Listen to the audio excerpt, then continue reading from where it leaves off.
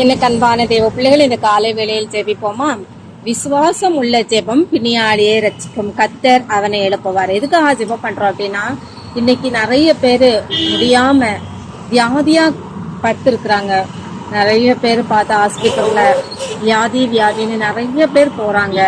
திரும்பவும் பேருக்கு வியாதி இவ்வளோ வருஷமா குணமாகாம எவ்வளோ நாள் அப்படியே இருக்குது. ஆனா ஆண்டவர் சொல்ற விசுவாசம் உள்ள ஜெபம் பிணியாளை ரட்சிக்கும், கத்தர் அவனை எழுப்புவார். நீங்க விசுவாசமா ஆண்டவர்கிட்ட ஜெபம் பண்ணணும். அப்ப கத்தர் கண்டிப்பா அவங்களுக்கு சுகத்தை தருவார், அவங்க எழுப்புவார். அதுக்காக நாங்க ஜெபிப்போமா?